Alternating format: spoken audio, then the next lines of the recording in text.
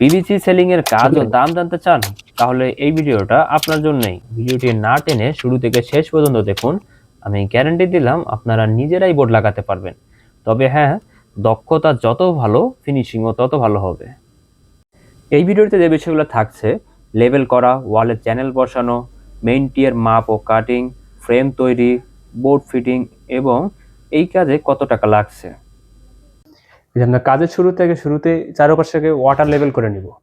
প্রতিটা কর্নার আমরা যেন পুরো লেভেল থাকে, এই কারণে আমরা ওয়াটার লেভেল করে নিব। এই ওয়াটার লেভেল করার জন্য আমি এখানে দাগ দিয়ে নিচ্ছি। এই যে দেখুন, এখানে আমি একটা দাগ দিয়ে নিচ্ছি। আমি যেই লেভেলটা করব এখানে দাগ দিয়ে নিচ্ছি। এরপরে এখানে আমরা রেড অক্সাইড অথবা নীল দিয়ে যেভাবেই হোক দাগ দিব। দাগ দেওয়ার পরে আমরা ওয়াল অ্যাঙ্গেল মারবো। এই যে দেখুন, আমরা চারপাশে আগে ওয়াটার লেভেল করে দাগ দেওয়ার পরে এখন এগুলোকে আমরা দাগ দিয়ে নিচ্ছি হলো নীল দিয়ে লেবেল করার জন্য, যাতে আমরা ওই ওয়াল অ্যাঙ্গেলটা স্টেপ বাই স্টেপ বসাতে পারি। এখানে আমরা নীল ব্যবহার করছি না, আপনারা রেড অক্সাইডের গুঁড়োটা ব্যবহার করবেন, তাহলে কাজ করে আরাম পাবেন। আর এখানে আমাদের ছিল না, এই কারণে আমরা নীল দিয়ে কাজ চালাই দিচ্ছি, এটাকে ভিজাইতে হয়েছে। যে দেখুন, আমাদের ওয়ালে চ্যানেল বসানো শেষ। এই চারপাশে আমরা ওয়ালের চ্যানেলগুলো বসিয়ে ফেলছি। আমরা এই যে ওয়ালে সাইড অ্যাঙ্গেল মারলাম, লেবেল করলাম, সব কিছু করার পরে এখন আমরা মেইনটি লাগাবো। তো মেইনটি লাগানোর আগে আমরা মেইনটি কিভাবে লাগাতে হয় এটা দেখি আগে। মেইনটি লাগানোর কিছু সহজ সিস্টেম রয়েছে যাতে আপনার বোর্ডটা সম্পূর্ণ ইজি বসে। তো আমরা দেখে নেই যে আমাদের এই মেইনটিটা থাকে হলো 12 ফিট। এই লম্বাটা থাকে সেটা হলো 12 ফিট। আর রুম যখন 12 ফিটের উপরে হবে তখন আমাদেরকে জয়েন্ট দিতে হয়। যখন জয়েন্ট দিব তখনই আমরা এই জয়েন্টের মাথাগুলো ইউজ করব। তাছাড়া এই জয়েন্টের মাথা ইউজ করা যাবে না। আর এই জয়েন্টের মাথা যদি আমরা এখান থেকে শুরু করি, মনে করেন এটা আমরা ওয়ালে লাগালাম, আর এটা যখন আমরা বোর্ড দিব, দেখুন যখন আমরা এইখানে আমরা বোর্ড লাগাবো তখন আমাদের এই ক্রসটিটা কিন্তু মিলবে না। আমাদের ক্রসটি একটা হয় এখানে লাগবে, নাহলে এখানে লাগবে। আমাদের ক্রসটিটা লাগবে এখানে। আমাদের ক্রসটি যদি এখানে লাগে তখন আমাদের বোর্ডটা এখানে বসাতে হবে। তো প্রতিটা জয়েন্টের সূত্রই হলো আমাকে এখানে কাটে দিতে হবে। আর যখনই আমরা জয়েন্ট দিব তখনই শুধু এটা রাখতে হবে। তো আমরা এটাকে কাটে নিই। প্রতিটা কাটে নিব।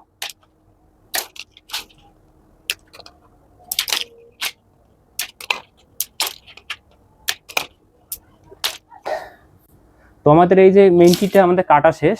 এখন আমাদেরকে আবার অপর মাথাও কাটতে হবে। তো এটা কাটার জন্য আমরা আগে রুমের মাপ নিয়ে আসবো, যে এটা আমাদের কতটুকু লাগবে। তো আমরা আগে মাপটা নেই। এই দেখুন, এটা আমার রুম।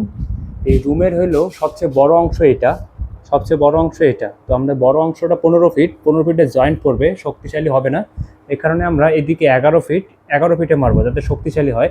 তো এই পাশ থেকে এই পাশে আমরা মাপ নিয়ে নিলাম। তো প্রথম মাপটা হলো 127 ইঞ্চি আপনার 6 সুতা, পরের মাপটা হলো 127 ইঞ্চি 5 সুতা। এরকম আমরা সবগুলো মাপ নিয়ে নিছি। তো স্টেপ বাই স্টেপ কাটে এগুলো আবার লাগাবো। এখানে প্রতিটাই এখানে নিচে ধরিয়ে এই যে আমরা রুমে মাপটা নিয়ে নিলাম। তো এখন এটা কাটে নিব। আমাদের তো শুরুতে আগে মাথাটা কাটে নিছি, এখন আমরা এই মাথাটা কাটবো। 127 ছিল, 127/6। এই যে 127/6 আমরা একটা মাপ কাটে নিই। আমরা প্রতিটাই কাটে নেবো এইভাবে। ঠিক আছে ভাই, একটু পরেরটা ধরিয়েন। আবার 127/5, 127/5 কাটে নিলাম। পরে 127/2। প্রতিটা মাপই কিন্তু আলাদা আলাদা হয়। একটা মাপ নিয়ে যদি সবগুলাই কাটে ফেলেন, এগুলো প্রতিটাই বাদ হয়ে যাবে, একটা বার কাজে লাগবে না। এই দেখুন, এখন আমরা ক্রসটি লাগাবো। ক্রসটি লাগানোটা আমি নিচেই দেখাচ্ছি, তাহলে আপনাদের জন্য ইজি হবে। ক্রসটিগুলো আমি লাগাই। ক্রসটি লাগানোর আবার নিয়ম রয়েছে। এটা যদি উল্টা লাগান তাহলে এটা অটোমেটিক নিজেই থেকেই খুলে যাবে। এই দেখুন, আমি লাগিয়ে নিই। এই যে এখানে যেই লকটা রয়েছে, এই পাশে যে ধারালা লকটা রয়েছে, এটা সবসময় এটার এই পাশে লাগবে, মানে এই বাতাটাকে আমার ধরে রাখবে এই লকটা। দেখুন আমি লাগাই। এই দেখুন, এখানে দুইটা অংশ ভাগ ভাগ করে দেওয়া রয়েছে। তো আমার এই পাশে যেই চ্যানেলটা, এই যে অংশটা রয়েছে, এটাকে আমি সবসময় এই পাশেই রাখবো। এই যে দেখুন, এটা আমি যে লাগালাম, এটা আমার এই পাশে বাম পাশের লকের সাথে লাগে গেছে। এটা আর টানলেও খুলবে না। ভালো করে খেয়াল করুন।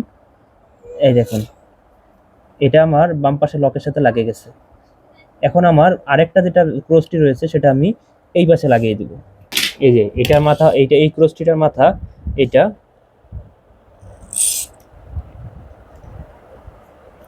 এই যে দেখুন, এটা আমার লাগে গেল, আবার এইটারও লকটা এই পাশে লাগে গেছে। দেখুন এখন আমাদের মেন্টিগুলো লাগানো শেষ। তো ওই বোর্ড লাগানোর আগে আমরা বোর্ডটা যাতে ক্রস না থাকে, মানে রুম যদি ক্রস থাকে সেক্ষেত্রে বোর্ড বসে না, তো আমরা বোর্ড যাতে ইজি বসে তো এটা আমরা মাপ দিয়ে নিব।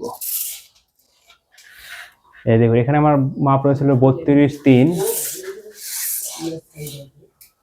এখানে রয়েছিল 32.3, মানে আমার কোনাটা কোনার একদম পারফেক্ট আছে। এখন বোর্ড দিলে ইজি হয়ে যাবে। আর যদি আপনাদের এরকম মাপ দিতেও সমস্যা মনে হয় তখন কি করবেন, এই 1 2 যখন আমি তিনটা মেন্টি লাগালাম তখনই আপনারা বোর্ড বসায় নেবেন।